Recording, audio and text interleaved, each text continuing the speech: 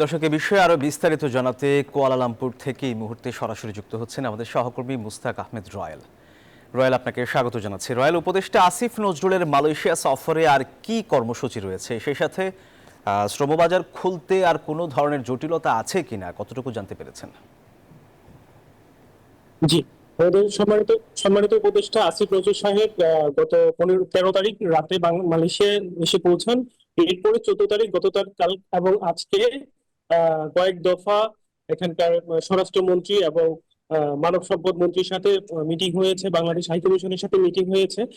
মালয়েশিয়াতে আসলে প্রায় আমরা বলে থাকি 15 থেকে 20 লাখ বাংলাদেশি বসবাস করে। তারপরও এখানে এই 15 থেকে 20 লাখের মধ্যে 4 লাখ বা 4 লাখের কিছু অধিক প্রবাসীরা বিভিন্ন কারণে অবৈধ হয়ে গিয়েছিল। তো সেই অবৈধদের বৈধতাকরণের বিষয়ে প্রবাসীরা জোর দাবি করছেন যে এখানে যারা আছেন তারা বৈধ হতে চাচ্ছেন। দ্বিতীয়ত হলো যে মালয়েশিয়াতে যে শ্রমিকরা বসবাস করছেন, অন্যান্য ভিসার পাশাপাশি শ্রমিকরাই বেশি এখানে বসবাস করছেন। শ্রমিকদের দাবি যে তারা আমাদের যে ভিসা, সেই ভিসাটা সিঙ্গেল এন্ট্রি ভিসা। তারা চাচ্ছে যে মাল্টিপল এন্ট্রি, যে কারণে মাল্টিপল এন্ট্রি ভিসা থাকার সুবিধাটা হলো তারা বছরে অনেকবার দেশে যেতে পারবে, যখন তখন দেশে যাওয়ার সুবিধা থাকবে। কিন্তু সিঙ্গেল এন্ট্রি থাকার কারণে তারা বছরে একবার মাত্র দেশে যেতে পারে।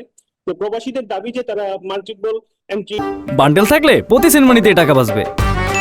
বিকাশ সেনমানি বান্ডিল কিনে জিতুন প্রতি লেনদেনে। ভিসা তারা চায়।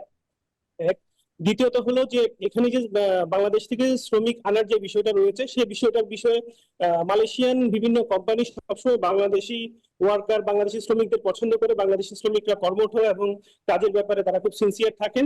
তো বাংলাদেশ থেকেও শ্রমিকরা আসার চেষ্টা করছেন। তবে গত কলিং এ, আমাদের লাস্ট কলিং এ যে 18,000 শ্রমিক বাংলাদেশে আটকে গিয়েছিল, আমাদের সম্মানিত উপদেষ্টা এখানে আসার পরবর্তীতে উনি মন্ত্রণালয়ে কথা বলে এই জিনিসটা এনশিওর করেছেন যে 18,000 শ্রমিক প্রথমে আসবে, তারপর কলিং চালু হওয়ার সম্ভাবনা রয়েছে। 18,000 মধ্যে প্রথম ধাপে প্রায় 8,000, 7,900 সামথিং যারা আসবে তারা আসবে, তারপরে বাকিটা আসবে। আর এখানে আমাদের শ্রমিকদের আমরা যেটা মানে শ্রমিকরা যে জিনিসটা চাচ্ছে সেটা হলো সিন্ডিকেট মুক্ত। তারা সরকার মানে সরকার টু সরকার, government to government, G2G processing এ তারা আসতে চাচ্ছে মালয়েশিয়া। তাতে হলো যে তাদের খরচটা কম। আমাদের মালয়েশিয়াতে যে শ্রমিকরা আসে, সেই একই শ্রমিক নেপাল, পাকিস্তান বা ভারত থেকে আসে। রয়েল, আপনাকে ধন্যবাদ আমাদের সাথে যুক্ত হওয়ার জন্য।